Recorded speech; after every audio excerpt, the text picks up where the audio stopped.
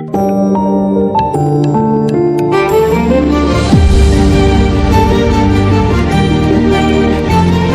மக்களை, டிஆர்ஏ அகாடமிலிருந்து இன்னைக்கான வகுப்புல 8வது வார தேர்வுக்கான வகுப்புகள் நம்ம போட்டுட்டு வரோம். அதுல 8வது வார தேர்வுல ஹிஸ்டரியில நம்ம டெல்லி சுல்தான்களுக்கு 7ஆம் வகுப்புலையும் மற்றும் 11ஆம் வகுப்புலையும் இருக்கக்கூடிய அந்த 2 பாடத்தையும் கம்பைன் பண்ணி இன்னைக்கு வகுப்புல பார்க்க போறோம். எப்படி பார்க்க போறோம் அப்படின்னா, கதை வடிவில பார்க்க போறோம். அதுக்கப்புறம் சில டேட்டாக்களை புக்கில் வச்சு பார்க்க போறோம். ஸோ புத்தகத்துல இருக்கக்கூடிய 6ஆம் வகுப்பு 11ஆம் வகுப்பு இரண்டும் சேர்த்து 1 மணி நேரத்துக்குள்ள முடிக்க போறோம்.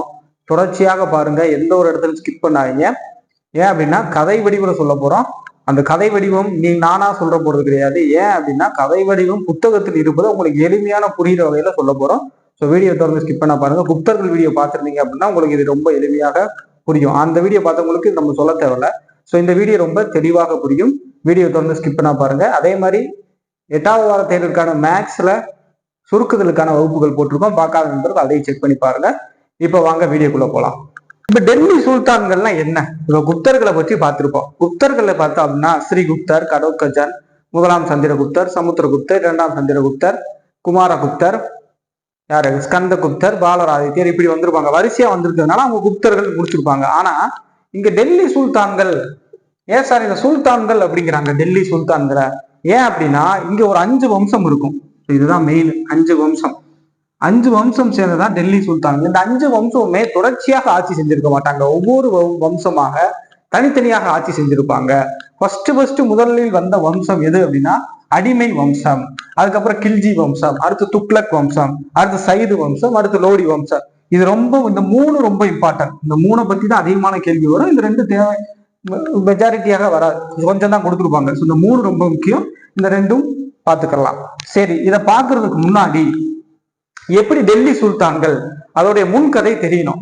டெல்லி சுல்தான்கள்னா என்ன, அது எப்படி வந்துச்சு, யாரால் கொண்டு வரப்பட்டுச்சு அப்படிங்கிறது தெரியணும் இல்லையா? இந்த கதையத்தான் 11th ஸ்டாண்டர்ட்ல ஒரு 5-6 பக்கத்துக்கு கொடுத்துருப்பாங்க. நம்ம வாசிக்கிறப்ப ஒண்ணுமே புரியாது. நான் எளிமையாக சொல்றேன். 11th ஸ்டாண்டர்ட்ல கொடுத்துருப்பாங்க. என்ன சொல்லியிருப்பாங்க அப்படின்னா, இதோட கதை என்ன அப்படின்னா, எங்க ஆரம்பிக்குது, எந்த காலகட்டம் அப்படின்னா 1190கள்ல. 1190கள்ல இந்தியாவில அஜ்மீர் மற்றும் டெல்லி ஆகிய பகுதிகளை ஆட்சி செய்த மிகப்பெரிய அரசன் யாரு அப்படின்னா பிருத்திவிராஜ் சௌகான். யாருங்க? பிருத்திவிராஜ் சௌகான். இவர் யாரு அப்படின்னா ஒரு ராஜபுத்திர அரசர். இவர் யாரு? ராஜபுத்திர அரசர். எந்த பகுதியில் ஆட்சி செய்யறாரு? அஜ்மீர் மற்றும் டெல்லி பகுதியை ஆட்சி செய்யக்கூடிய ஒரு ராஜபுத்திர அரசர். அந்த டயத்துல இவர் தான் பெரிய அரசராக இருக்கிறார். இவருக்கு ஜெயச்சந்திரன் என்று சொல்லக்கூடிய அவருடைய மாமா மகளான சம்யுக்தா மீது காதல் வருது. யாரு? சம்யுக்தா காதல் வருது.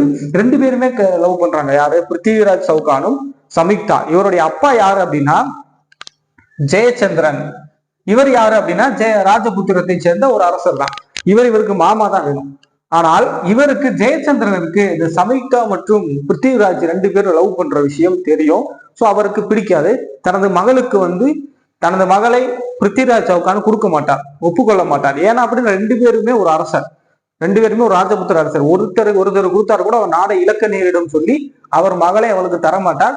இந்த டயத்துல அவருக்கு தெரியாம ஜெயச்சந்திரன் சம்யுக்தாவிற்கு ஒரு சுயவரம் நடத்திட்டு இருப்பார். அந்த இடத்துல போய் தனது குதிரைப்படைகள் மூலியமாக போய் சம்யுக்தாவை கூட்டிட்டு வந்துருவார். யாரு? பிருத்திவிராஜ் சௌகான். சோ இப்படி நடந்துட்டு இருக்கோம். பிருத்திவிராஜ் சௌகானும் சம்யுக்தாவும் காதல்களை ரொம்ப பிரபலமான ஒன்று. அங்கிருந்து அந்த விஷயமே ஆரம்பிக்குது. இப்படி நடந்துட்டு இருக்கு. இந்த டயத்துல இப்ப பிருத்திவிராஜ் கூட்டு வந்துட்டார் சம்யுக்தாவை. இதற்கு முன்னாடி முகமது கோரிக்கு முன்னாடி கஜினி முகமது வந்திருப்பார். கஜினி முகமது 17 முறை இந்தியாவின் மீது படையெடுத்து தோத்து போயிருப்பார் அப்படின்னு சொல்லியிருப்பாங்க. ஆனா அது முற்றிலும் தவறான ஒன்று. 17 முறை இந்தியா மீது படையெடுத்திருப்பார். ஆனா அவர் நாடு பிடிப்பதற்காக வரவில்லை. கஜினி முகமது இந்தியாவில் இருக்கக்கூடிய வளங்களை கொள்ளையெடுத்து செல்வதற்காக வந்தார். பல கோயில்களை, சோமநாத் கோயில், இந்த மாதிரி பல கோயில்களை சூறையாடி அந்த பணங்கள்லாம் எடுத்து சென்றிருப்பார் கஜினி முகமது. அதைதான் கொடுத்திருப்பாங்க. அதற்கு அப்புறம் ஆப்கானிஸ்தான்ல இருந்து ஒருத்தர் வராருங்க, முகமது கோரி. இவர் தான் இந்தியாவில முஸ்லிம்களுக்கு ஆட்சியை நிறுவியவர். யார் அப்படின்னா முகமது கோரி. சோ இவர் முகமது கோரி ஆனது ஆப்கானிஸ்தானில் இருந்து வருகிறார். இவருடைய பேர் முகமது தான். கோரி அப்படிங்கிறது என்ன அப்படின்னா ஆப்கானிஸ்தானில் இருக்கக்கூடிய ஒரு இடம். சோ அந்த கோரியை ஆட்சி செய்த காரணத்தால் இவர் முகமது கோரி என்று அழைக்கப்படுகிறார். புரிஞ்சுங்களா? சோ அப்ப முகமது கோரி வரார். இப்ப இவருக்கு இந்தியாவை பிடிக்கணும். அப்ப இந்தியாவில் அந்த டயத்துல இருக்க பெரிய அரசனை நம்ம ஜெயிச்சிட்டோம்னா இந்தியா நம்ம கையில வந்துடும் பாக்குறாரு. அப்ப அவர் பாக்குறப்ப 1190கள்ல இந்தியாவில் இருந்த மிகப்பெரிய அரசர் யாரு அப்படின்னா பிருத்திவிராஜ் சௌகான். சோ அப்ப அவர் என்ன பண்றாரு, அப்ப அவரை நம்ம தோக்கடிச்சிட்டோம் அப்படின்னா முகமது கோரி நம்ம இந்தியாவை நம்ம கைக்குள்ள கொண்டு வந்துடலாம் அப்படின்னு சொல்லி ஒரு பிளான் போடுறாரு. யாரு, முகமது கோரி பிருத்திவிராஜ் சௌகானை தோக்கடிக்கிறதுக்கு. இவர் என்ன பண்றாரு, முகமது கோரி பிருத்திவிராஜ் சௌகானும் 1191 ரொம்ப முக்கியமான ஒன்று, முதல் தரையன் போர். சோ தரையன் அப்படின்னு சொல்லக்கூடிய இது ஹரியானா மாநிலத்தில் உள்ள ஒரு இடம். தரையன் அப்படிங்கிறது எங்க இருக்கு, ஹரியானா மாநிலத்தில் உள்ள இடம். இந்த இடத்துல பிருத்திவிராஜ் சௌகானும் முகமது கோரியை போரிட்டுக் கொள்வாங்க. இதுல பிருத்திவிராஜ் சௌகான் கோரியை தோற்கடித்து விரட்டி இருப்பார். சோ கோரி தோத்ததுக்கு அப்புறம் ஒரு குதிரைப்படை வீரனால காப்பாற்றப்பட்டு தனது நாடுக்கு போயிருப்பார். சோ போனதுக்கு அப்புறம் என்ன ஆயிருக்கும் அப்படின்னா அதே வருஷம் அடுத்த வருடம் திரும்ப கோரி தனது ஆதரவாளர்களை திரட்டி கொண்டு மீண்டும் பிருத்திவிராஜ் சௌகான் மீது போர் தொடுத்திருப்பார். 1192 இந்த போருடைய பேர் என்ன அப்படின்னா இரண்டாம் தரையன் போர். இதுவுமே அந்த தரையன் ஹரியானாவில் உள்ள அந்த தரையன் அப்படிங்கிற இடத்துலதான் மீண்டும் இந்த போர் நடந்திருக்கும். இந்த போர்ல முகமது கோரி ஜெயிச்சிருப்பார். சோ வெற்றி பெற்றவர் யார் அப்படின்னா முகமது கோரி. பிருத்திவிராஜ் சௌகான் கொல்லப்பட்டிருப்பார். அவருடைய கண்கள் எல்லாம் தோண்டப்பட்டு கொடூரமான முறையில் கொண்டிருப்பாரு யாரு, முகமது கோரி. ஆனா சில சதிகள் மூலமா தான் தோக்கடிச்சிருப்பார் பிருத்திவிராஜ் சௌகான. பிருத்திவிராஜ் சௌகான் மிகப்பெரிய ஒரு வீரர். பிருத்திவிராஜ் சௌகான் ஒரு மிகப்பெரிய ஒரு வீரர். அவரை முகமது கோரி இரண்டாம் தரையன் போர்ல 1192 தோற்கடிச்சிருப்பாரு.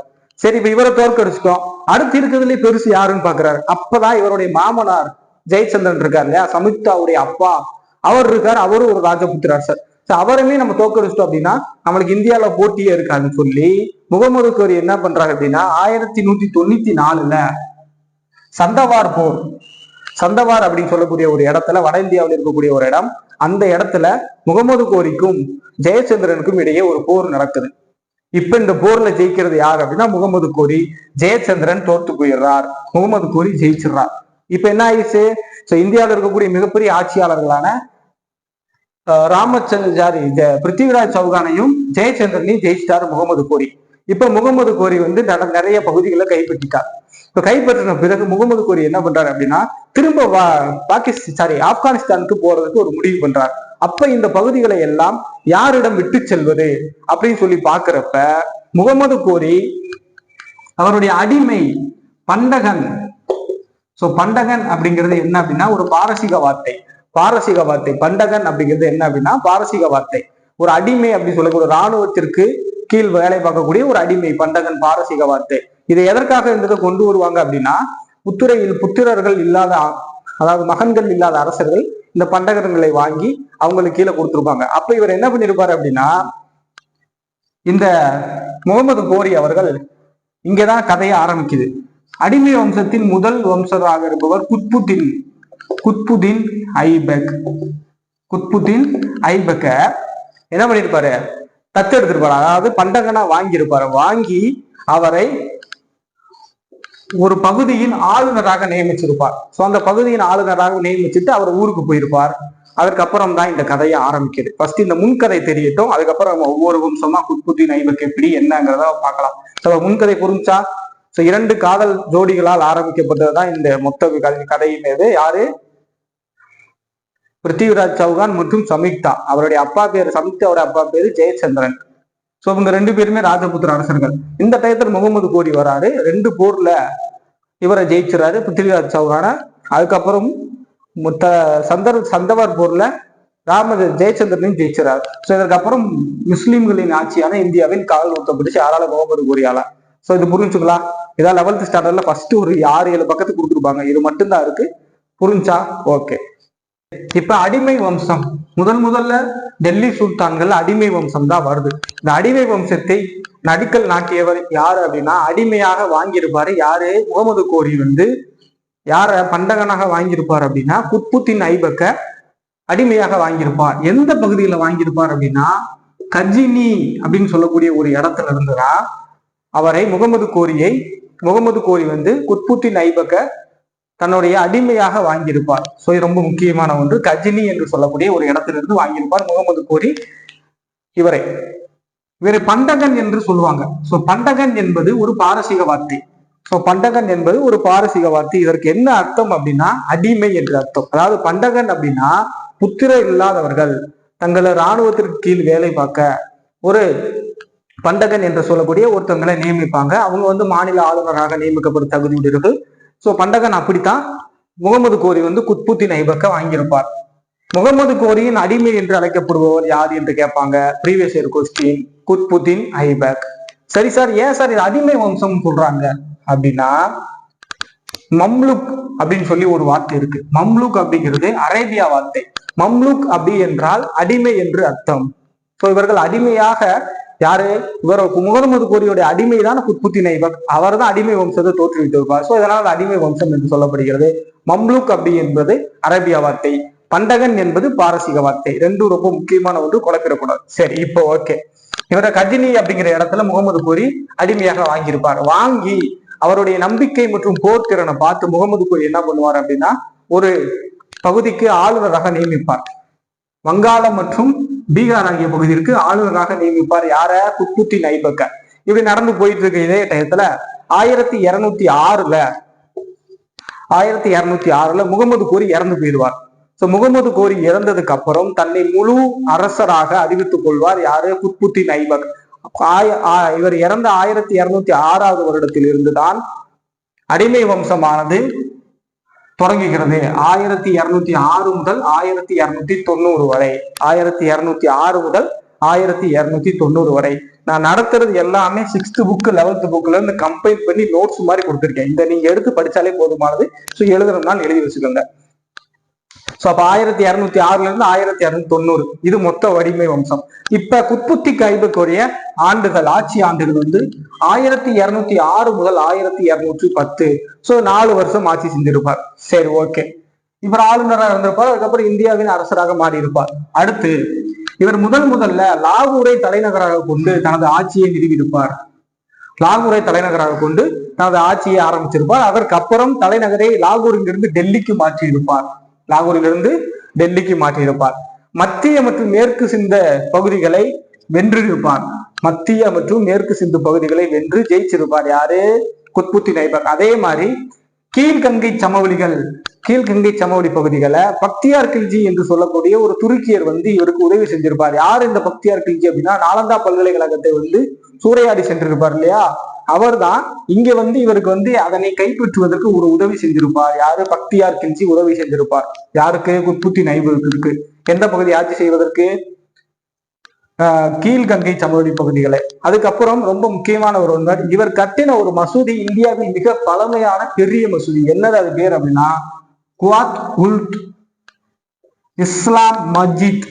குவாத்புத் இஸ்லாம் மஸ்ஜித் அப்படின்னு சொல்லக்கூடிய ஒரு மசூதி தான் இந்தியாவில் மிகப்பெரிய மிக பழமையான ஒரு மசூதி. யாரு கட்டினது? குத்புத்தீன் ஐபக். குத்புத்தீன் ஐபக் ஆனது மிகவும் திறமையானவர் மற்றும் நல்ல ஒரு அரசராக செயல்பட்டார். இப்ப குத்புத்தீன் ஐபக் வந்து குதுப் மினார்ல ஒரு அடிக்கல் நாட்டியிருப்பார். ஆனால் அவர் அதால கட்ட முடியாது. சோ குதுப் மினாரை கட்டினவர் யாருன்னு கேட்பாங்க. அது சம்சுதீன் இல்துத்மிஷ். அடிக்கல் நாட்டினவர் யார் அப்படின்னா குதுப் மினாருக்கு குத்புத்தீன் ஐபக். சரிங்களா? அடிக்கல் நாட்டியிருப்பார். அதுக்கப்புறம் அந்த வேலைகள் தொடங்குறதுக்கு முன்னாடி அவர் இறந்து போயிருப்பாரு. குதுப் மினார் தொடங்குறதுக்கு. இவருடைய மகன் யார் அப்படின்னா ஆரம் ஷா. சோ குத்புத்தீன் ஐபக்குடைய மகன் தான் ஆரம் ஷா. சோ ஆரம் ஷா வந்து ஒரு செயலற்று இருப்பார். ஒரு அரசாகதற்கான தகுதிகள் இல்லாமல் ரொம்பவும் பொறுப்பற்று இருப்பார். அதனால இவருடைய மருமகனான சம்சுதீன் இல்துத்மிஷ் இதற்கு அப்புறம் ஆட்சிக்கு வந்திருப்பார், இவரை காலி பண்ணிட்டு. சோ இவர் வந்து அரசராவதை தடுத்து சம்சுதீன் இல்துத்மிஷ் வந்து அவருடைய மருமகன், யாரு? குத்புத்தீன் ஐபக்குடைய மருமகன் தான் சம்சுதீன் இல்துத்மிஷ். இவர் வந்து அரசராக ஆகியிருப்பார். இப்படி போயிட்டு இருக்க இந்த டயத்துல வந்து குத்புத்தீன் ஐபக்கானவர் 1210ல சௌஹான் அப்படின்னா போலோ விளையாட்டு. போலோ விளையாட்டுனா தெரியும் இல்லையா, அந்த குதிரை மேல உட்கார்ந்துகிட்டு ஹாக்கி விளையாடுவாங்க இல்லையா, அந்த விளையாட்டின் போது இறந்துறார். சோ அதற்கு அப்புறம் வாரிசு உரிமை போர் ஏற்படுது. சோ மகன் ஆரம் ஷா ஆட்சிக்கு வருவதை தடுத்து அவருடைய மருமகன் சம்சுதீன் இல்துத்மிஷ் ஆட்சிக்கு வருகிறார். அடுத்து மிக முக்கியமான ஒரு ஒருவர், ஜீசியா என்னும் வரியை கொண்டு வந்தவர் யாருன்னு கேட்பாங்க. அது குத்புத்தீன் ஐபக். அது என்ன சார் ஜீசியா அப்படின்னா, ஜீசியா வரி என்பது இஸ்லாமியர் அல்லாத பிற மதத்தை சார்ந்த இந்துக்களோ மற்றவர்களோ தங்கள் ஆட்சியின் கீழ் வாழ்வதற்கு ஒரு குறிப்பிட்ட அமௌண்ட் தரணும். அதுதான் ஜிசியா வரி. சோ ஜிசியா வரினா இதுதான். ஜிசியா வரியை கொண்டு வந்தவர் யாரு? குத்புத்தீன் ஐபக். சோ குத்புத்தீன் ஐபக்கை பத்தி கம்ப்ளீட்டா முடிச்சிட்டோம். 1206 இருந்து 1210 வரைக்கும் என்னென்ன நிகழ்வுகள் நடந்துச்சு அப்படிங்கிறத கம்ப்ளீட்டா உங்களுக்கு நான் எழுதி போட்டிருக்கேன். நீங்க எழுதி வைக்கணுமா எழுதி வச்சுக்கலாம். இப்போ குத்புத்தீன் ஐபக் முடிஞ்சா அடுத்து யாரை பார்க்க போறோம் அப்படின்னா சம்சுதீன் இஸ்திமிஸ், அதுக்கடுத்து ரஷ்யா, அதுக்கப்புறம் பால்பன். இந்த 4 பேரோட அடிமை வம்சம் முடிஞ்சிடும். ஓகேங்களா? இது புரிஞ்சா? ஓகே. அடுத்து குத்புத்தீன் ஐபக்கு அப்புறம் அவருடைய மகன் ஆரம் ஷா ஆட்சிக்கு வருவார். ஆனால் அவரை வஞ்சகமாக கொன்றுவிட்டு அவருடைய மருமகன் மற்றும் அவருடைய அடிமையாக இருந்தவர் யார் அப்படின்னா சம்சுதீன் இஸ்திமிஸ். யாருடைய அடிமையாக இருந்தார்? குத்புத்தீன் ஐபக்குடைய அடிமை. ரொம்ப முக்கியமான ஒருவர். அடிமைகளின் அடிமை என்று அழைக்கப்படுபவர் யாருன்னு கேட்பாங்க. ப்ரீவியஸ் இயர்ல பலமுறை கேட்கப்பட்டது சம்சுதீன் இஸ்திமிஸ். முகமது கோரியின் அடிமை என்று கேட்டால் குத்புத்தீன் ஐபக். குத்புத்தீன் அடிமை என்று கேட்டால் சம்சுதீன் இஸ்திமிஸ். அடிமைகளின் அடிமை என்று கேட்டாலும் சம்சுதீன் இஸ்திமிஸ் தான். புரிஞ்சுக்கலாம்? ஓகே. இப்ப இவர் யார் அப்படின்னா குத்புத்தீன் ஐபக்குடைய ஆட்சி காலத்துல போர் தளபதியாக இருந்தவர் தான் இந்த சம்சுதீன் இஸ்திமிஸ். அவர் 1210 போலோ விளையாட்டின் அப்புறம் இறந்ததுக்கு அப்புறம் மகன் ஆரம் ஷாவை ஆட்சிக்கு வராம தடுத்து விட்டு இவர் ஆட்சிக்கு வந்திருப்பார். இவருடைய ஆட்சி காலம் 1210 முதல் 1236 வரை 26 வருடங்கள். 26 வருடங்கள். 1210 முதல் 1236 வரை. இவருடைய ஆட்சி காலங்கள்ல என்ன ஆகும் அப்படின்னா பக்கத்துல இருக்கக்கூடிய வடமேற்கு பகுதிகளில் இருக்கக்கூடிய அந்த பங்களாதேஷ், ஆப்கானிஸ்தான் இந்த பகுதிகள் எல்லாம் எல்லைகள்ல மங்கோலியர்களுடைய வருகை அடிக்கடி போற மாதிரி இருக்கும். வந்து போயிட்டு இருப்பாங்க. மங்கோலியர்கள் யாரு அப்படின்னா மங்கோலியர்கள் யார் அப்படிங்கறத நம்ம பார்க்கலாம். மங்கோலியர்கள் அடிக்கடி போயிட்டு இருப்பாங்க. மங்கோலியர்கள் செங்கிஸ்கான் தலைமையில ஒரு நாடோடி குழு குதிரைப்படையில மிகவும் ஒவ்வொரு நாளாக போய் கொள்ளையடித்து அந்த நாடுகளை கைப்பற்றக்கூடிய ஒரு குழுவை சேர்ந்தவர்கள் தான் மங்கோலிய மக்கள். சோ அவர்கள் செங்கிஸ்கான் தலைமையில அடிக்கடி போயிட்டு இருப்பாங்க. சோ கடல் வழியாக மத்திய தரைக்கடல் வழியாக வந்து போயிட்டு இருப்பாங்க. இந்த டயத்துல செங்கிஸ்கானால் தோற்கடிக்கப்பட்ட, அதாவது மங்கோலியர்களால் தோற்கடிக்கப்பட்ட ஒரு அரசர், அவர் பேர் என்னது அப்படின்னா குவாரிம் ஷா ஜலாலுதீன். குவாரிம் ஷா ஜலாலுதீன் என்ன பண்ணுவாரு? தோற்கடிக்கப்பட்டிருப்பார். அப்ப இவர் வருவார். இவர் சம்சுதீன் இஸ்திமிஸ்ட அடைக்கலம் கேட்பார். ஆனால் சம்சுதீன் இஸ்திமிஸ் அடைக்கலம் தர மறுத்து விட்டிருப்பார். ஒருவேளை இவர் அடைக்கலம் அன்னைக்கு கொடுத்திருந்தார் அப்படின்னா ஹிஸ்டரியே மாறி இருக்கும். இந்த மங்கோலியர்கள் இவரை காலி பண்ணி மொத்த வரலாறுமே மாறி இருக்கும். நல்ல வேலையாக இவர் அந்த குவாரிம் ஷா ஜலாலுதீன் என்பவருக்கு அடைக்கலம் தர மறுத்திருப்பார். சோ பாதுகாப்பு தர மறுத்திருப்பார். இப்ப மங்கோலியர்கள் அடிக்கடி போயிட்டு வர காரணத்தினால சம்சுதீன் இஸ்திமிஸ் என்ன பண்றாங்க அப்படின்னா அவர்கள் ஒருவேளை நம்மளை தாக்க வந்தாலும் நம்ம தயாரா இருக்கணும் அப்படின்னு சொல்லி முடிவு பண்ணி 40 பேர் கொண்ட ஒரு குழுவை உருவாக்குறார். இந்த குழுவுக்கு பேர் சல்ஹானி குழு. சோ எத்தனை பேர் கொண்ட குழு? 40 பேர் கொண்ட ஒரு குழுவை உருவாக்குறார். இந்த குழுவுக்கு பேர் சல்ஹானி குழு. சோ இந்த குழுவை உருவாக்குறார். இந்த குழுக்கு இது மட்டும்தான் வேலையான்னு கேட்டா ஆட்சி அதிகாரத்தை மாற்றக்கூடிய ஒரு அதிகாரம் இருக்கு. யாரு அரசராக வர வேண்டும் என்பதை தீர்மானிக்கக்கூடிய அந்த பவர் உங்களுக்கு இருந்திருக்கு. சோ அதனால என்ன பண்ணிருப்பாரு, இதுக்கப்புறம் அந்த பால்பன் சல்கானி குழுவை கேன்சல் பண்ணிருப்பாரு. இப்ப இதை மட்டும் பார்க்கலாம், அதை நம்ம அப்ப பார்க்கலாம். சோ சல்கானி குழுவை அமைத்தவர் யார் அப்படின்னா சம்சுதீன் இஸ்திமிஸ். எதற்காக அமைச்சிருப்பார்? மங்கோலியர்கள் எல்லை தாண்டி வர்றதுக்கு வாய்ப்பு இருக்கு. சோ அவர்களின் அச்சத்தின் காரணமாக அமைச்சிருப்பார். அடுத்து ரொம்ப முக்கியமான ஒன்று, படை வீரர்களுக்கு இக்தா, படை வீரர்களுக்கு அவருக்கு கீழ் வேலை பார்க்கறாங்க இல்லையா, ராணுவத்துல படை வீரர்களுக்கு இக்தா என்று சொல்லக்கூடிய நிலங்களை வழங்கினார். சோ இக்தா அப்படின்னு சொல்லக்கூடிய ராணுவ வீரர்களுக்கு இக்தா என்று சொல்லக்கூடிய நிலங்களை வழங்கினார். அந்த இக்தாக்களை வச்சு கொண்டவங்க அந்த ராணுவ வீரர்கள் பேர் என்ன அப்படின்னா இக்தாதார். சோ இக்தாதார், இக்தா அப்படின்னா நிலங்கள், ராணுவ வீரர்களுக்கு வழங்கப்பட்டது. அந்த நிலங்களை வைத்துக் கொண்டவர்கள் பேர் என்ன? இக்தாதார். இவர்கள் அந்த நிலத்தில் வரி வசூல் செய்யக்கூடிய அதிகாரம் கொடுத்திருந்தாங்க. அவர்களுக்கு ஒரு குதிரைப்படையும் ஒரு குதிரைகளும் அவர் இதை கொடுத்துருவாரு. அவர் என்ன பண்ணுவாங்க, இவங்க அந்த இக்தாக்கள்ல அவங்க வரி வசூல் செஞ்சு அந்த குதிரைகளை பராமரிப்பு செஞ்சுக்கிட்டே வரணும். எப்ப அரசருக்கு போருக்கான நெருக்கடி வருது, இந்த உதவி தேவைப்படுதோ அப்ப இவங்க தங்களுடைய குதிரைப்படை மற்றும் வீரர்களை வச்சு அவருக்கு உதவி செய்யணும். இதுதான் அந்த இக்தாவுடைய அமைப்பு. புரிஞ்சுங்களா? வரி வசூல் செஞ்சுக்கலாம். அடுத்து குதுபினாருக்கு அடிக்கல் நாட்டியது குத்புத்தீன் ஐபக். ஆனால் கட்டி முடித்தது யாரு அப்படின்னா சம்சுதீன் இஸ்திமிஸ் குதுபினாரை கட்டி முடித்தார். எத்தனை அடிகள்? 243 அடிகள் டெல்லியில் அமைந்திருக்கு. சோ 243 அடிகளை உடையது. அடுத்து இவருடைய மகன் யாரு அப்படின்னா ருக்குதீன் ஃபெரோஸ்.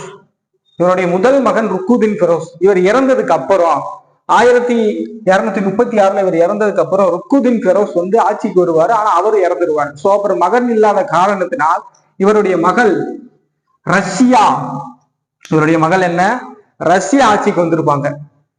ரஷ்யா ஆட்சிக்கு அப்புறம், ரஷ்யா இறந்ததுக்கு அப்புறம் யார் வருவார் அப்படின்னா இவருடைய இரண்டாவது மகனான நசீர் அல்லுதீன் முகமது. நசீர் அல்லுதீன் முகமது 1246 முதல் 1266 வரை ஆட்சியில் இருந்திருப்பார். இப்ப ரஷ்யாவை பத்தி பார்க்கலாம். இப்ப சம்சுதீன் இல்துத்மிஷை பத்தி இவ்வளவுதான் இருக்கு, பார்த்துட்டோம். சம்சுதீன் இல்துத்மிஷ்னா யாரு, என்னென்ன வேலை பார்த்திருக்காரு அப்படிங்கிறத பார்த்துட்டோம். இப்ப ரஷ்யா அப்படிங்கிறவங்க யாரு அப்படின்னா சம்சுதீன் இல்துத்மிஷோடைய மகள். தன்னுடைய அண்ணன் இறந்தது காரணத்தினால, யாரு, ருக்குதீன் பெரோஸ் இறந்தது காரணத்தினால இவர் ஆட்சிக்கு வருகிறார். இவர் என்ன பண்றாரு அப்படின்னா இவருக்கு வந்து இவான் பதூதா, மொரோக்கோ நாட்டு பயணி இவான் பதூதா என்ன சொல்றாரு அப்படின்னா, மொரோக்கோ நாட்டு பயணி இபான் பதூதா என்ன சொல்றாரு அப்படின்னா இவரை பார்த்து குதிரைகளை போரிடக்கூடிய ஆற்றலையும், கத்தி சண்டை அனைத்து, அதாவது ஒரு அரசருக்கு என்ன விஷயங்கள் குவாலிபிகேஷன்லாம் இருக்கோ அந்த குவாலிபிகேஷன்ல இவங்க வச்சிருந்தாங்க அப்படின்னு சொல்லி இபான் பதூதா சொல்றாரு. இவர் யார் அப்படின்னா மொரோக்கோ நாட்டு பயணி. சரி, இங்க என்ன பிரச்சனை வருது அப்படின்னா இவர் என்ன பண்றாங்க அப்படின்னா எத்தியோப்பியாவை சேர்ந்த ஒரு அடிமையை தனது உதவியாளராக வச்சுக்கிறாங்க. அவங்களுடைய பேர் என்ன அப்படின்னா அவருடைய பேர் ஜலாலுதீன் ஜகுத், ஜலாலுதீன் யாகுத். சோ ஜலாலுதீன் யாகுத், அங்க பார்த்தது குவாரின் ஷா ஜலாலுதீன், இங்க பார்த்தது ஜலாலுதீன் யாகுத். சோ இவரை வந்து தனதுடைய, இவர் எத்தியோப்பியாவை சேர்ந்த ஒரு அடிமை, இவர் தனது உதவியாளராக வச்சிருக்கிறார். இப்போ ஒரு தளபதி மாதிரி. அவருடைய பதவி பேர் என்ன அப்படின்னா அமீர் இ அகூர், அமீர் இ அகூர். சோ இந்த பதவியில அவர் இருக்கார். இங்க பிரச்சனை எங்க வருது அப்படின்னா இவர்கள் அரேபிய துருக்கியர்களை சேராத அரசர்களுக்கு ஒத்துழைப்பு கொடுக்கிறார். சோ அவர்களிடம் நல்ல ஒரு உறவுல இருக்கிறதுனால, நல்ல ஒரு பரஸ்பர புரிந்துணர்வுகள் இருக்கிறதுனால இங்க இருக்கக்கூடிய மற்ற அரசர்களுக்கும் சிற்றரசர்களுக்கும் இவர்கள் மீது போராமை ஏற்படுகிறது, வஞ்சம் ஏற்படுகிறது, போட்டி பொறாமை ஏற்படுகிறது. சோ அப்ப இவங்க என்ன பண்றாங்க, ரஷ்யா அப்படின்னு சொல்லக்கூடிய இவங்களை காலி பண்ணி விட்டோம் அப்படின்னா இந்த பிரச்சனை முடிஞ்சிடும் அப்படின்னு சொல்லிட்டு இவங்க பஞ்சாப்ல ஒரு வேலையா போயிட்டு இருக்க அந்த டயத்துல ஒரு பூசல்னால ஒரு கிளர்ச்சியின் மூலமாக ரஷ்யாவை கொண்டிருப்பாங்க. இப்ப ரஷ்யா இறந்துட்டாங்க. 4 வருஷம் தான் ஆட்சியில இருப்பாங்க. 36 இருந்து 40 வரைக்கும் தான் இருப்பாங்க. இப்ப இறந்ததுக்கு அப்புறம், அதுக்கப்புறம் இவருடைய இரண்டாவது மகன் சம்சுதீன் இல்துத்மிஷோட இரண்டாவது மகன் நசீர் அல்லுதீன் முகமது 46 இருந்து 66 வரைக்கும் 20 வருடங்கள் ஆட்சியில் இருந்திருப்பார். இதுக்கப்புறம் அவரை இறந்து போயிருப்பார். இதற்கு அப்புறம் பால்பன் வருவார். அதை பார்க்கலாம். இப்ப சம்சுதீன் இல்துத்மிஷ்னா யாரு, அவர் என்ன விசேஷங்கள் கொண்டு வந்தாரு, அவருடைய மகன்கள் யாரு, மகள் யாரு, ரஷ்யானா யாரு அப்படிங்கிறத பாத்துறோம். ரஷ்யாவை பத்தி பெருசா கொடுத்துருக்க மாட்டாங்க, இவ்வளவு தெரிஞ்சால் போதுமானது.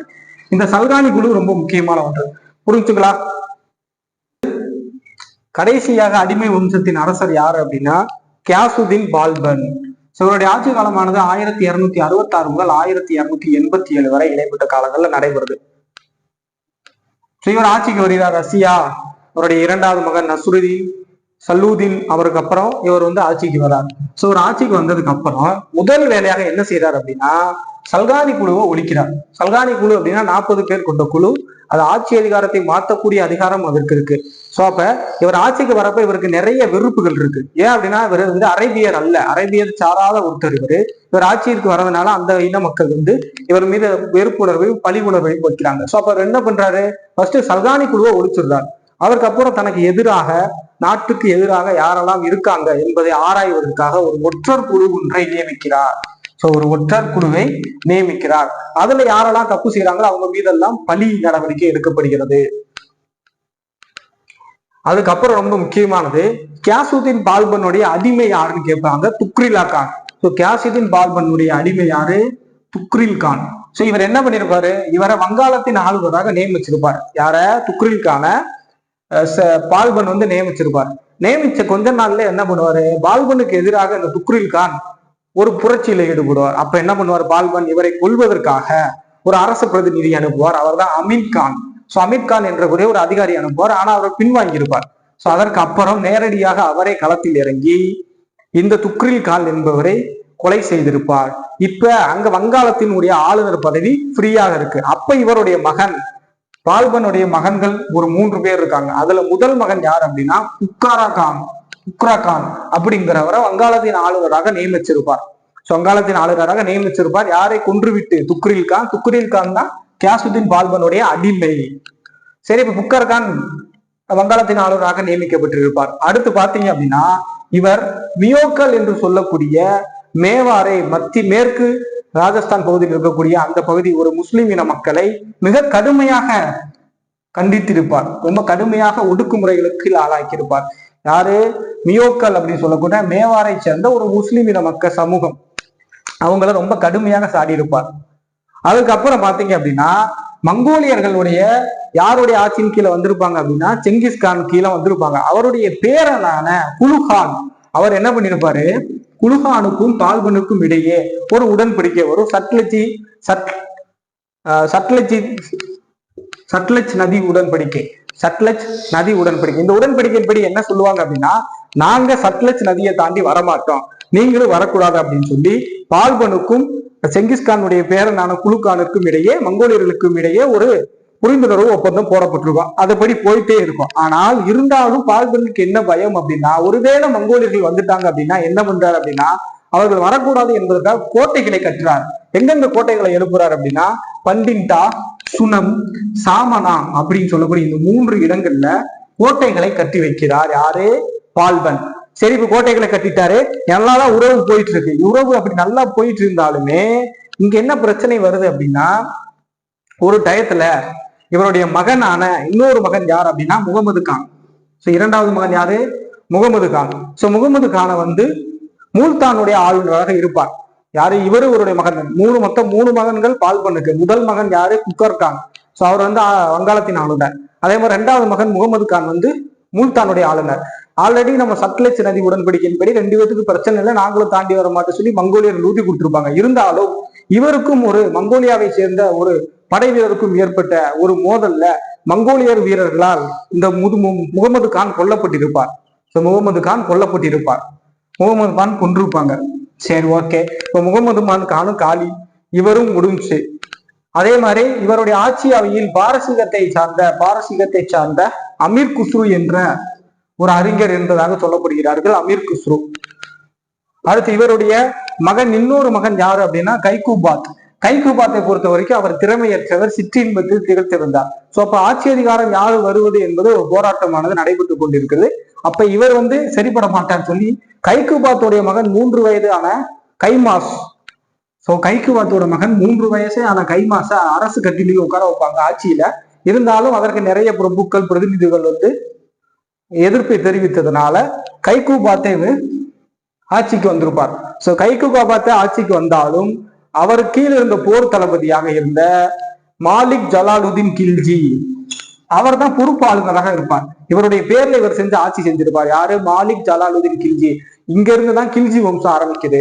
இவர் அவர் கீழே இருந்த ஒரு போர் தளபதி மாதிரி இருந்திருப்பார். இவருக்கு அப்புறம் இவர் மாலிக் ஜலாலுதீன் கில்ஜி பொறுப்பாளராக இருப்பார். கொஞ்சம் கொஞ்சமா என்ன பண்ணுவார் அப்படின்னா, நல்ல ஒரு ஆளுநராக வந்ததுக்கு அப்புறம் இவரை கொலை செய்வதற்கு ஒரு ஆளை அமைச்சு விடுவார். யார? கைகுபாத்தை கொலை செய்வதற்கு ஜலாலுதீன் கில்ஜி ஒரு ஆளை அமைச்சு விடுவாரு. அதன்படி அவர் கொலை செய்யப்பட்டிருப்பார். அங்கிருந்து கில்ஜி வம்சமானது ஸ்டார்ட் ஆயிருக்கும். கில்ஜி வம்சத்தை பொறுத்த வரைக்கும் 2 பேர் இருப்பாங்க, ஜலாலுதீன் கில்ஜி, அலாவுதீன் கில்ஜி. அதை பற்றி பார்க்கலாம். இப்ப அடிமை வம்சம்னா என்ன, எங்க இருந்து பார்த்துருக்கோம்? அடிமை வம்சம் ரிபிஷன் பண்ணலாமா? அடிமை வம்சம்ங்கிறது ஃபர்ஸ்ட் யாரு? குத்புத்தீன் ஐபக். இவர் யாருடைய அடிமை? முகமது கோரியோட அடிமை. அதுக்கப்புறம் இவருடைய மகன் யாரு? ஆரம் ஷா. அவர் ஆட்சிக்கு வர மாட்டார். அவருடைய மருமகன் இல்துமிஸ் ஆட்சிக்கு வந்திருப்பார். இவர் யாருடைய அடிமை? அவருடைய அடிமை குத்புத்தீன் ஐபக்குடைய அடிமைக்கெல்லாம் அடிமை என்று சொல்லப்படுகிறார். அதுக்கப்புறம் ஆட்சிக்கு வந்தது யாரு அப்படின்னா ரஷ்யா. அவருக்கப்புறம் ஆட்சிக்கு வந்தது ரஷ்யா. அவருடைய மகன்கள் 2 பேர் ஆட்சியில இருக்க மாட்டாங்க. ரஷ்யா வருவாங்க. ரஷ்யாவுக்கு அப்புறம் இவர் பால்பன் வந்திருப்பார். மொத்தம் 4 பெயர்கள் பார்த்திருக்கோம். அடிமை வம்சம் முடிஞ்சு. அடுத்து பார்க்க போறது கில்ஜி வம்சம், துக்ளக் வம்சம், அடுத்து லோடி வம்சம், அதுக்கப்புறம் இன்னொரு வம்சம் இருக்கு. மொத்தம் 5 வருஷங்கள் பார்க்க போறோம். இப்ப அதுக்கடுத்து கில்ஜி வம்சம்னா என்னங்கிறத பார்க்கலாம். இந்த இதை நோட்ஸ் எழுதி வச்சிருந்த புத்தகத்துல இருக்கிறது, இதை தாண்டி எதுவுமே இல்லை புத்தகத்துல. எழுதி வச்சுங்க, ரொம்ப எளிமையாக இருக்கும். இதற்கு முன்னாடி யாரு பார்த்தோம்? அடிமை வம்சம் பார்த்திருப்போம். அடிமை வம்சத்துல கடைசியாக பால்பன் இருந்திருப்பாரு. அவரை கைகுபாத்தை கொன்று விட்டு ஆட்சிக்கு வந்தவர் யாரு அப்படின்னா ஜலாலுதீன் கில்ஜி. இதுல இருந்து கில்ஜி வம்சம் ஆரம்பிக்குது. கில்ஜி வம்சத்தை பொறுத்த வரைக்கும் 2 பேர் ஆட்சியில் இருந்தாங்க. ஒன்னு ஜலாலுதீன், இன்னொன்னு அலாவுதீன் கில்ஜி. கில்ஜி வம்சத்திற்குரிய ஆட்சி காலம் 1290 முதல் 1320 வரை. 1290 இருந்து 320 வரை இடைப்பட்ட வருடங்கள்ல ஆட்சி செஞ்சாங்க. ஃபர்ஸ்ட் நம்ம பார்க்க போறது யாரு அப்படின்னா ஜலாலுதீன் கில்ஜி. ஃபர்ஸ்ட் பார்க்க போறது ஜலாலுதீன், குழப்பம் வரக்கூடாது. ஃபர்ஸ்ட் ஜலாலுதீன், அப்புறம் அலாவுதீன். இவருடைய ஆட்சி காலத்தை பொறுத்த வரைக்கும் 1290 முதல் 1296 இடைப்பட்ட வருடங்கள்ல ஆட்சி செஞ்சிருப்பார். நம்ம ஆல்ரெடி பார்த்த மாதிரி கைகூபாத்தை கொன்று விட்டு அதற்கப்புறம் ஆட்சிக்கு வந்தவர் தான் யாரு? ஜலாலுதீன் கில்ஜி. இவர் நாடு முழுவதும் பல இடங்கள்ல படையெடுத்து சென்றிருப்பார். பல இடங்கள்ல படையெடுப்பு நடத்தியவர் யாரு அப்படின்னா ஜலாலுதீன் கில்ஜி. இவருடைய தங்கச்சி வீட்டுக்கார், அதாவது தங்கச்சியோ அக்காவோ, அவங்களுடைய மகன் யார் அப்படின்னா அலாவுதீன் கில்ஜி. இவருக்கு மருமகன். சோ சகோதரியுடைய மகன், அதாவது அலாவுதீன் கில்ஜியானவர் ஜலாலுதீன் கில்ஜிக்கு மருமகன். இவர் அவருக்கு மாமா.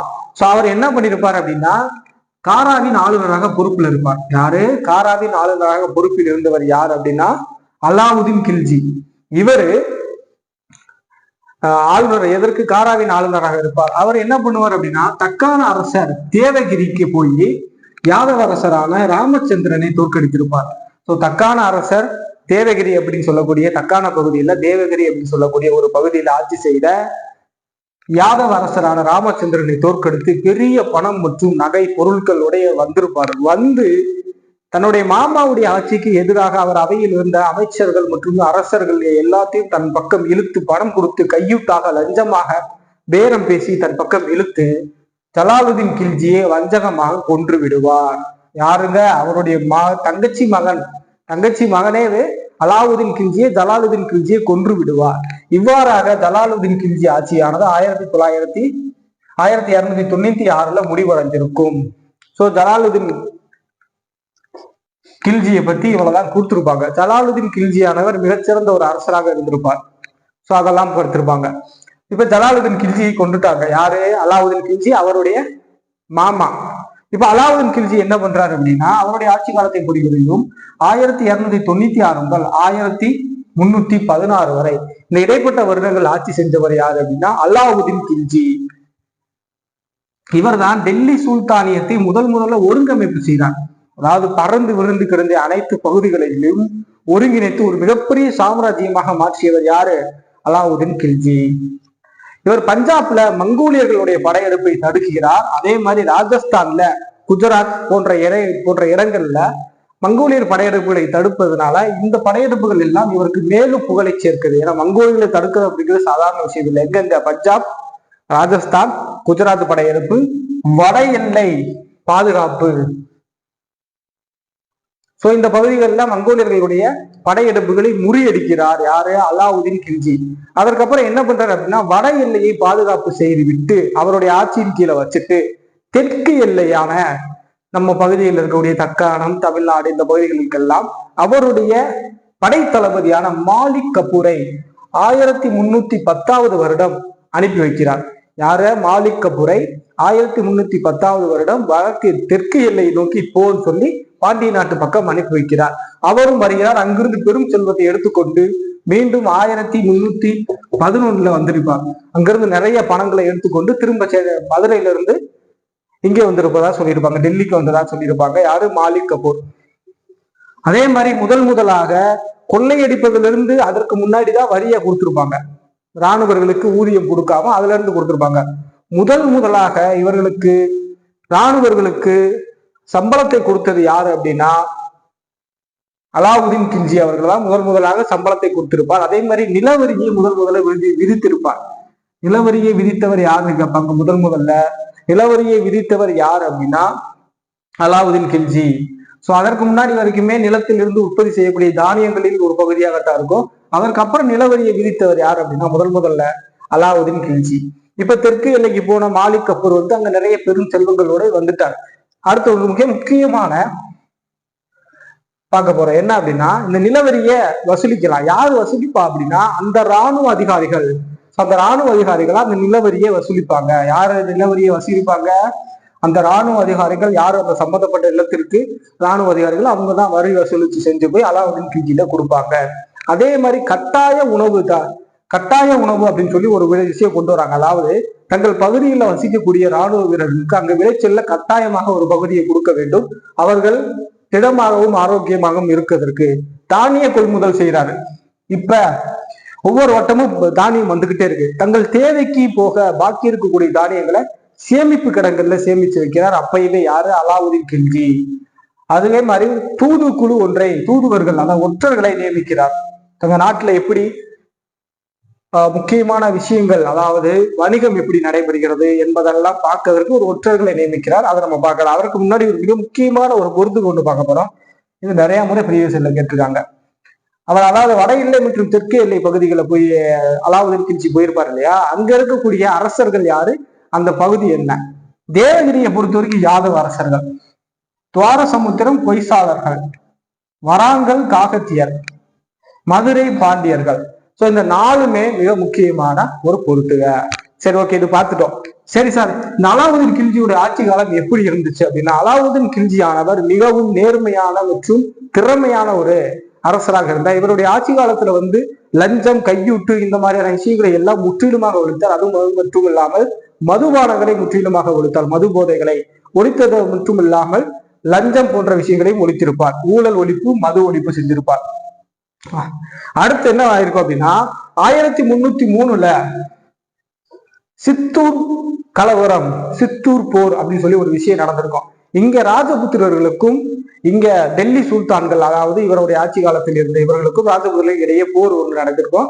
அதுல இவர்கள் கோட்டைகளை தாக்கி கொண்டு உள்ள வரப்ப ஜவுகர், அது என்ன சார் ஜவுகர் அப்படின்னா, தாங்கள் தோல்வியற போகின்ற அந்த நேரத்துல தன் அரண்மனையில் இருக்கக்கூடிய பெண்களை தீயில் ஒவ்வொருவராக தானாக முன்வந்து கொதிக்கக்கூடிய அந்த குதிப்பாங்க, தீயில குதிப்பாங்க. அதைத்தான் ஜவுஹர் அப்படின்னு சொல்லி சொல்றாங்க. சித்தூர் கழகம் 1303 பாக்ஸர் கொடுத்துருப்பாங்க, ரொம்ப இம்பார்ட்டன்டான ஒன்று. இப்போ மது மற்றும் ஊழல் ஒழிப்பு செய்யற அதே மாதிரி இவருடைய ஆட்சி காலத்துல வணிகம் மிக முக்கியமான ஒரு பங்கு வகித்துச்சு. வணிகமானது நேர்மையாக நடைபெற்றுச்சு. கூடுதலாகவோ இல்ல குறைதலாகவோ பணம் வாங்காமல் அதற்கு என்ன விலையோ அதை மட்டுமே சரியாக வாங்கினார்கள். அதே மாதிரி ஒருவேளை நம்ம கொடுக்கக்கூடிய எடையில ஏதேனும் கம்மியாக இருந்தா, 1 கிலோ சொல்லிட்டு 850 கிராம் போட்டா அப்படின்னா பாக்கி 150 கிராம் என்ன பண்ணுவார் அப்படின்னா, அந்த 150 கிராமுக்கு சரியான இடையே நம்ம தசையிலிருந்து, உடல் தசையிலிருந்து எடுத்து கொடுப்பாரா. ஸோ அந்த மாதிரியான மிகவும் நேர்த்தியான ஒரு வணிக முறையை பின்பற்றினார் யாரு? அலாவுதீன் கில்ஜி. நியாயமான வணிகம், அதான் சொன்னேன். அடுத்து இவருடைய மகன் யார் அப்படின்னா கீசர் கான். ஸோ இவருடைய மகன் கீசர் கான். யாருடைய மகன்? அலாவுதீன் கில்ஜியோட மகன் கீசர் கான். ஸோ இவர் இறந்துருவாரு 1316 இவர் இறந்ததுக்கு அப்புறம் இவர் ஆட்சிக்கு வரலாம் அப்படின்னு சொல்லி பேசிட்டு இருக்கப்ப இவருடைய படைத்தளபதி மாலிக் கபூர் மிக சிறந்த ஒரு உயரத்துல இருப்பாரு, ஏன்னா சீனியர் மோஸ்ட். ஸோ அதனால அவர் ஆட்சிக்கு வந்திருப்பார். ஆனா அவர் ஆட்சிக்கு 35 நாட்கள் அவர் இறந்திருப்பார். யாரு? மாலிக் கபூர். ஸோ மாலிக் கபூர் இறந்ததுக்கு அப்புறம் இவருக்கும் கியாசுதீன் துக்ளக், அடுத்து வருகிறார் துக்ளக் வம்சம். ஸோ அடுத்து வருது துக்ளக் வம்சம். ஸோ இவர் ஆட்சியை பிடிச்சிருப்பார். இதுல இருந்து துக்ளக் வம்சம் ஆரம்பிச்சிருக்கும். ஸோ துக்ளக் வம்சம் இதுல இருந்து ஆரம்பிக்கப்பட்டிருக்கும். அப்ப கில்ஜி வம்சத்தை பொறுத்த வரைக்கும் 2 பேரு. ஒண்ணு ஃபர்ஸ்ட் ஜலாலுதீன் கில்ஜி, அடுத்து அலாவுதீன் கில்ஜி. ஜலாலுதீன் கில்ஜியுடைய தங்கச்சி மகன் தான் அலாவுதீன் கில்ஜி. இவரை இவரை போட்டு தள்ளிடுவாரு. எங்க? தேவகிரிக்கு போய் அங்க யாதவ அரசர் ராமச்சந்திரனை தோற்கடித்து வரக்கூடிய பணத்தின் மூலமாக அவர் அரசர்கள் மற்றும் மந்திரிகளை வாங்கி இவரை இவர் போட்டு தள்ளிடுவார். போட்டு தள்ளதுக்கு அப்புறம் ஜலாலுதீன் கில்ஜி ஆட்சி கீழே வருவார். அவர் என்னென்ன விஷயங்கள் செய்யறாரு, எதெல்லாம் சிறந்தவர் என்பதை எல்லாம் பார்த்துட்டோம். இதை நீங்க எழுதி வச்சுக்கோங்க. இதை தவிர புத்தகத்துல வேற எதுவுமே இருக்காது. ஸோ அலாவுதீன் கில்ஜி, ஜலாலுதீன் கில்ஜி முடிஞ்சா. அதுக்கடுத்து கியாசுதீன் துக்ளக், இவருடைய ஆட்சியின் கீழே வர ஆரம்பிச்சிருவாரு. இவர் தான் அடுத்து துக்ளக் வம்சம் பார்க்க போறோம். துக்ளக் வம்சத்தை பொறுத்த வரைக்கும் ஒரு 4 பேர் பார்க்க போறோம். துக்ளக் வம்சம் அங்க பார்த்திருப்போம். அலாவுதீன் கில்ஜியிடம் இருந்து அவருடைய மகனை காலி பண்ணிட்டு அதுக்கப்புறம் வந்தவர் யாரு அப்படின்னா துக்ளக் வம்சம். அதாவது மாலிக் கபூர் இறந்ததுக்கு அப்புறம் கீசர் கானிற்கு பதிலாக வந்தவர் தான் துக்ளக் வம்சம். ஸோ துக்ளக் வம்சம் இங்க இருந்து ஆரம்பிக்குது. ஸோ துக்ளக் வம்சத்துல 3 பேர் பார்க்க போறோம். அதுல முதலாவது துக்ளக் வம்சம் எதற்கு எதிரைப்பட்ட ஆண்டுகள் அப்படின்னா 1320 முதல் 1414 வரை. அதுல முதலாக வந்தவர் யார் அப்படின்னா கியாசுதீன் துக்ளக். ஸோ இவர் தான் அலாவுதீன் கில்ஜி இறப்புக்கு பின்பு ஆட்சிக்கு வந்திருப்பார். துக்ளக் வம்சத்தை நிறுவியவர். இவருடைய ஆட்சி காலமானது 1320 முதல் 1324, 4 வருஷம் தான் இருந்திருப்பார், 4 இயர்ஸ். சரிங்களா? அலாவுதீன் கில்ஜியுடைய இறப்பிற்கு பின்னாடி இந்த சாம்ராஜ்யமானது, டெல்லி சுல்தானானது பல பகுதிகளாக பிரிஞ்சு கிடக்கும், அங்க ஒன்று இங்க ஒன்றுமாக. அதை எல்லாத்தையும் மீண்டும் ஒன்றிணைப்பதற்கு இவருக்கு ஓரிரு ஆண்டுகள் செலவழித்து விட்டதாக சொல்றாங்க. அதைத்தான் சொல்றாங்க, மீட்பதற்கே அவருக்கு பல ஆண்டுகள் போயிடுச்சு. இவருடைய மகனான யாரு, கியாசுதீன் துக்ளக்குடைய மகன் யார் அப்படின்னா ஜூனஹான். ஜூனஹான் அப்படிங்கிறவர் தான் இன்னொரு பேர் என்ன அப்படிங்கிறது முகமது பின் துக்ளக். இவர் ஜூனஹான் என்ன பண்றாரு அப்படின்னா, வாரங்களுக்கு எதிராக அங்க ஒரு அரசன் இருக்கான், பிரதாப் ருத்ரனை தோற்கடிச்சு அங்க கொஞ்சம் செல்வத்தை, பெரும் செல்வத்தை எடுத்துக்கொண்டு வந்து தனது தந்தையான கியாசுதீன் துக்ளக்கிடம் கொடுக்கிறார். அவர் என்ன பண்றாரு, பெரும் செல்வத்தை வைத்துக்கொண்டு துக்லகாபாத் என்ற புதிய தலைநகரை உருவாக்கிறார். இவங்களுடைய தலைநகரம் டெல்லி தான். இவர் என்ன பண்றாரு, அந்த வந்தக்கூடிய அந்த பிரதாபுத்திரனை தோற்கடித்து வந்தக்கூடிய அந்த செல்வத்தை வைத்து துக்லகாபாத் அப்படின்னு சொல்லக்கூடிய ஒரு புதிய தலைநகரை உருவாக்குறாங்க. புதிய தலைநகரை உருவாக்குறாங்க. இதுதான் கியாசுதீன் துக்ளக். ஆனா சரியான ஒரு வரையறை இல்லை. இந்த ஜூனஹானே தன்னுடைய தந்தை கியாசுதீன் துக்ளக்கை கொன்றதாக சொல்லப்படுகிறது. ஆனா முழுமையாக புத்தகத்திலுமே சொல்லல, ஒரு ஜட்ஜ்மெண்டா தான் சொல்லியிருக்காங்க, ஒரு ஜட்ஜ்மெண்டா தான் சொல்லியிருக்காங்க, தவிர அக்யூரேட்டாக சொல்லல. அப்ப கியாசுதீன் துக்ளக்னா யாரு என்ன? முக்கியமானது துக்லகாபாத் புதிய நகரை உருவாக்கி இருப்பார். இதற்கப்புறம் இவரை கொன்றுவிட்டு அவருடைய மகன் ஜூனகான் என்று அழைக்கப்படும் முகமது பின் துக்ளக் ஆட்சிக்கு வருவார். அவருடைய ஆட்சி காலங்கள் 1325 முதல் 1351 வரை. இந்த இடைக்கட்ட காலங்கள்ல முகமது பின் துக்ளக் ஆட்சிக்கு வருவார். இவர் கற்றவர், நல்லா படித்தவர், நற்பண்பு மிக்கவர், ஆனால் கொடூரமானவர், குரூரமானவர், கருணையற்றவர் என்று, இரக்கமற்றவர் என்று எல்லாம் சொல்றாங்க. இவர் என்ன பண்றாரு, தலைநகரை டெல்லியில் இருந்து தலைநகர தென்பகுதியாக இருக்கக்கூடிய, தென்பகுதி மத்திய பகுதியாக இருக்கக்கூடிய தேவகிரி என்று அழைக்கப்படும் தௌலதாபாத் மாற்றார். எதற்காக சார் இதை மாற்றாரு அப்படின்னா, மத்திய பகுதியிலிருந்து இருந்துக்கிட்டோம் அப்படின்னா நம்ம தென்னிந்தியாவையும் வட இந்தியா ரெண்டையுமே நம்ம கரெக்டா நம்ம ஈக்குவலா ஆட்சி செய்யலாம் அப்படின்னு சொல்லி ஒரு எண்ணத்தோட டெல்லியிலிருந்து தலைநகர தௌலதாபாத் அப்படின்னு சொல்லக்கூடிய தேவகிரிக்கு மாற்றினார். ஆனால் மாற்றினதுக்கு அப்புறம் என்ன ஆகுது அப்படின்னா, நம்ம மாற்றின முடிவு தவறானது. ஏன் அப்படின்னா, மத்திய பகுதியிலிருந்து வட இந்தியாவை பார்த்து அவங்க தென்னிந்தியாவை விட வட இந்தியாவில தான் நிறைய அரசர்கள் இருந்தாங்க, தங்கள் கீழே கப்பல் கட்டக்கூடிய அரசர்கள். அவங்களை நிர்வகிப்பது என்பது சிரமமாக இருப்பதை உணர்ந்து மீண்டும் தலைநகரை தௌலதாபாத்திலிருந்து டெல்லிக்கு மாற்றியிருப்பார். அப்ப அவருடைய பயணியான மொரோக்கா பயணி இவான் பதூதா சொல்லுவாரு, அங்க நிறைய மக்கள் வாழ்ந்ததாக ஒரு குறிப்பு சொல்லியிருப்பார். மொரோக்கோ நாட்டு பயணி இவான் பதூதா. அப்ப எங்க மாத்திருப்பார், டெல்லியிலிருந்து தௌலதாபாத்திற்கும் மீண்டும் தௌலதாபாத்தின் டெல்லிக்கு மாத்திருப்பார். ஓகே, ரொம்ப முக்கியமான ஒரு கேள்வி. முதலாக நில வருவாயை பணமாக வசூலித்தவர் யாருன்னு கேட்பாங்க. டெல்லி சுல்தான்கள்ல முகமது பின் துக்ளக். அதற்கு முன்னாடி வரைக்குமே நில வருவாயை தானியங்களாக தான் பெற்றிருப்பாங்க ஒரு சில பகுதிகளில். ஆனா இவர் என்ன பண்ணுவாரு, எனக்கு நீ தானியமா தரவேனா, நில வருவாயை பணமா கொடு அப்படின்னு சொல்லி ஒரு சட்ட திருத்தம் மாதிரி கொண்டு வந்திருப்பாரு, மாற்றம் கொண்டு வந்திருப்பாரு. யாரு, முகமது பின் துக்ளக்.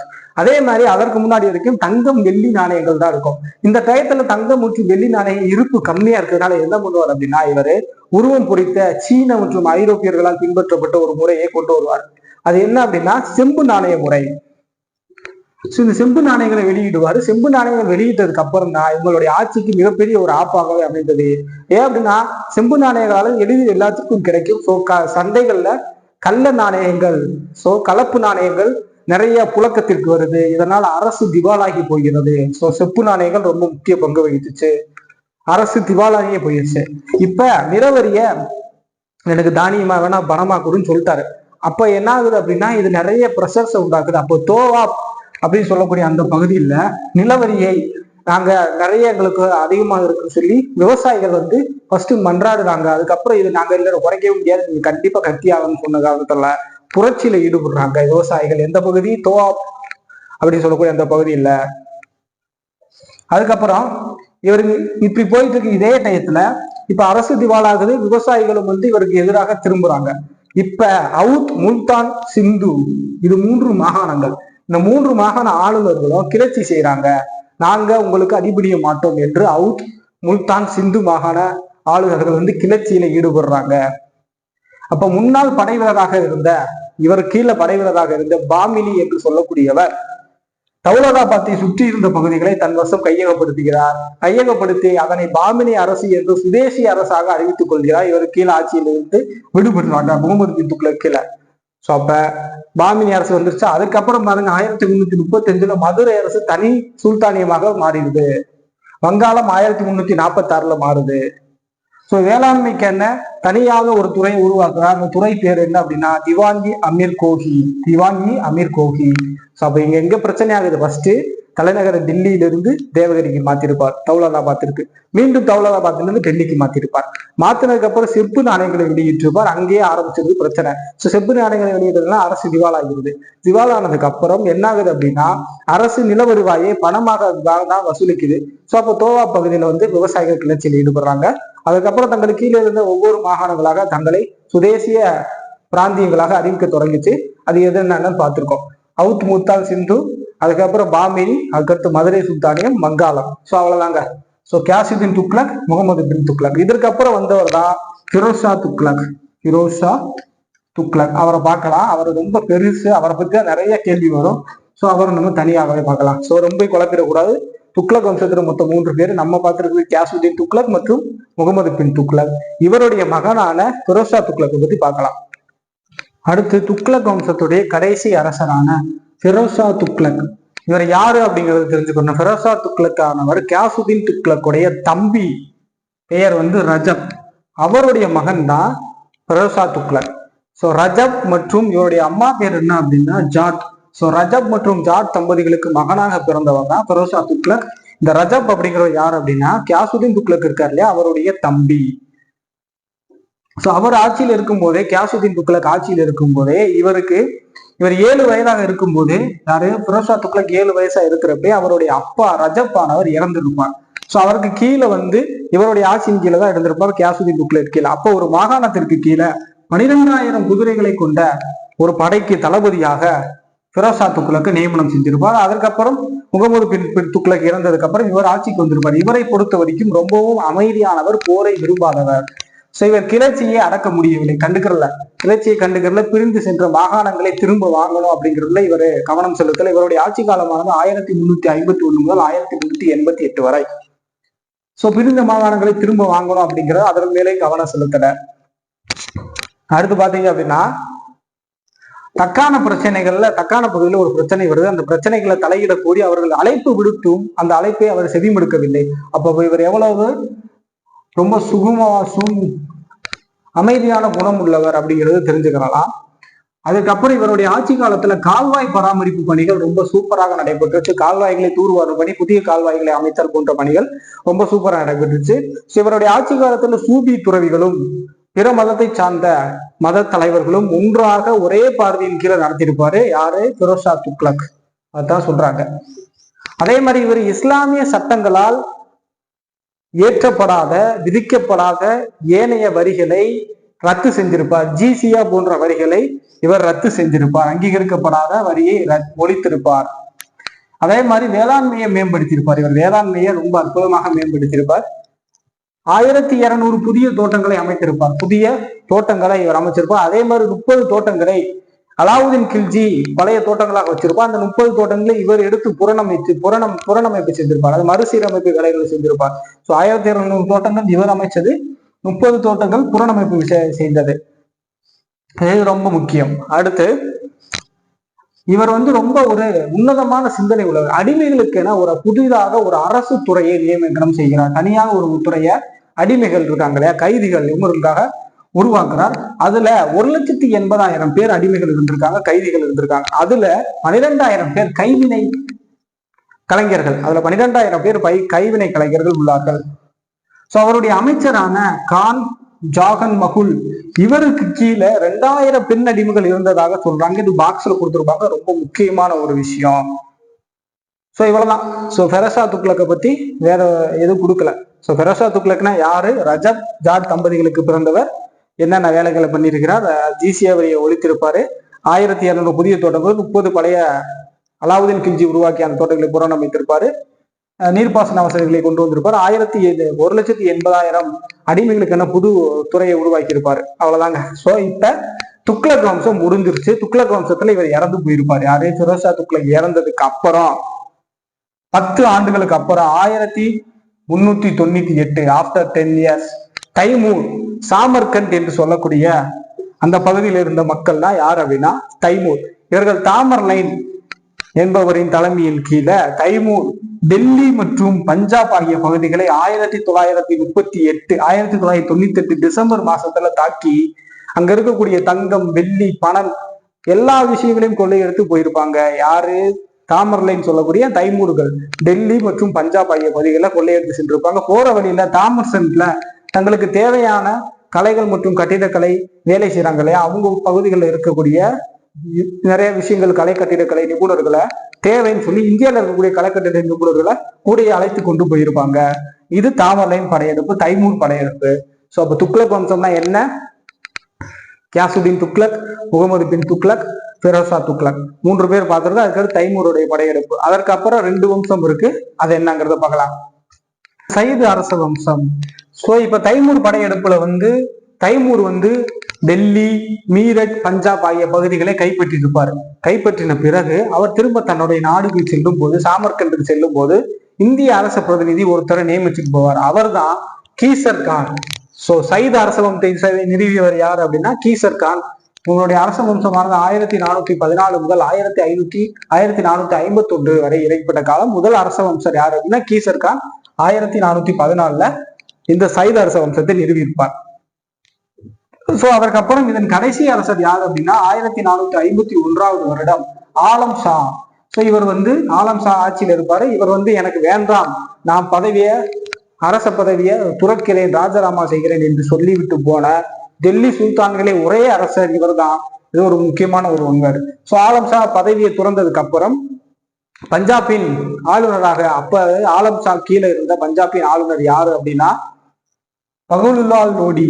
சோ அவர் இந்த பதவியை இந்த டயத்தை கரெக்டா யூஸ் பண்ணிக்கிட்டு லோடி வம்சத்தை நிறுவிடுவார். சோ லோடி வம்சமானது 1451 முதல் 1526 வரை இருக்கும்.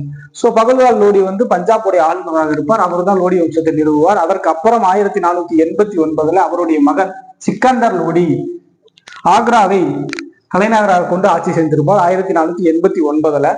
அவர் 1517 இறந்ததுக்கு அப்புறம் யாரு? சிக்கந்தர் லோடி இறந்ததுக்கு அப்புறம்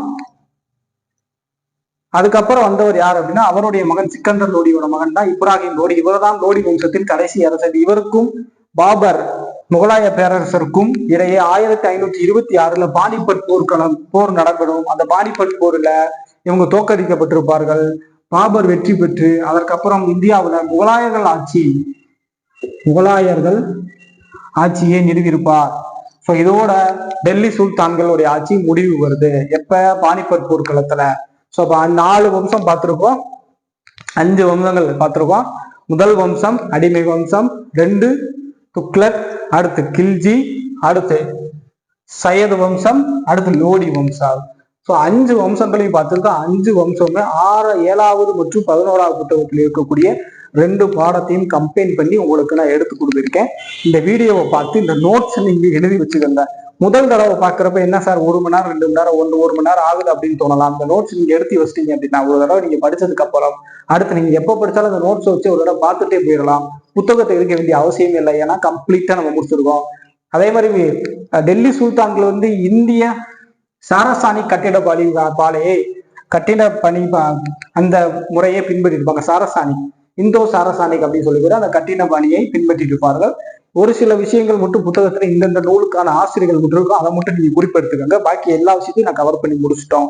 ஸோ அப்ப இன்னைக்கான வகுப்புல டெல்லி சுல்தான்களை கம்ப்ளீட்டா முடிச்சிட்டோம். இந்த வீடியோ எப்படி இருந்துச்சு அப்படிங்கிறத கீழே மறக்காம கமெண்ட் பண்ணுங்க. அதே மாதிரி 8வது வார தேர்விற்கான மேக்ஸ் கிளாஸஸ்ல சுருக்குதல் 30 மாடல் நம்ம நடத்தி போட்டிருக்கோம். அதற்கான வீடியோயுமே மேல கார்ட்ஸ்லையும் கொடுக்குறேன், கீழே டிஸ்கிரிப்ஷன் கொடுக்குறேன். வீடியோ முடிஞ்சதுக்கு அப்புறம் எண்டு கார்ட்லையும் கொடுக்குறேன். ஸோ அதையும் பார்த்துருங்க. அடுத்து வரக்கூடிய நாட்கள்ல நாளைக்கான வகுப்புல INM இந்திய தேசிய இயக்கத்துல தேசிய காங்கிரஸ் எப்படி உருவாச்சு, தேசிய தலைவர்கள், அதாவது இந்தியாவில் காந்தியடிகளுக்கு அப்புறம் எப்படி இந்திய தேசிய இயக்கம் மிகப்பெரிய அளவுல ஒரு இயக்கமாக மாறிச்சு, என்னென்ன விஷயங்கள் நடந்துச்சு அப்படிங்கிறது இதே மாதிரி ஸ்டோரி போல உங்களுக்கு நான் சொல்லிடுறேன். ஸோ நம்ம சேனலை இது வரைக்கும் சப்ஸ்கிரைப் பண்ணாத நண்பர்கள் மறக்காம சப்ஸ்கிரைப் பண்ணி பக்கத்துல இருக்க பெல் பட்டனை ஆல் சிம்பிள் கொடுத்து வச்சுக்கோங்க. ஏன்னா அப்பதான் நம்ம போடக்கூடிய வீடியோ உங்களுக்கு நோட்டிபிகேஷன்ல காத்து நிறைய பேர் சப்ஸ்கிரைப் பண்ணாமல் இருக்கீங்க, நிறைய பேர் வீடியோவும் பார்க்க மாட்டீங்க. நம்ம ஃப்ரீயாக ஒரு டெஸ்ட் பேஜ் பண்ணுறோம், உங்களுக்காக அதை பண்ணுறோம் அப்படின்னா நீங்கள் எனக்கு கொஞ்சம் சப்போர்ட் பண்ணீங்க அப்படின்னா நம்ம இன்னும் மேலும் மேலும் நிறைய விஷயங்கள் பண்ணலாம். ஸோ மறக்காமல் எல்லாரும் போடக்கூடிய வீடியோவை ரெகுலராக ஃபாலோ பண்ணுங்க, டெஸ்ட்டையும் ரெகுலராக ஃபாலோ பண்ணுங்க. அடுத்து எஸ்ஐக்கான டெஸ்ட் பேஜும் ஃப்ரீ டெஸ்ட் பேஜும் ஆரம்பிக்க போகிறோம். ஸோ இது வரைக்கும் நம்ம டெஸ்ட் பேஜில் ஷேர் ஆகிற நண்பர்கள் கீழே டெலகிராம் மற்றும் வாட்ஸ்அப் குரூப் லிங்க் இருக்கு, அதை கிளிக் பண்ணி ஜாயின் பண்ணிக்கோங்க. மற்ற இன்ஸ்ட்ரக்ஷன் எல்லாம் குரூப் அட்மின்ஸ் கொடுப்பாங்க. அடுத்த ஒரு வீடியோவில் சந்திப்போம். அது வரைக்கும் நன்றி, வணக்கம்.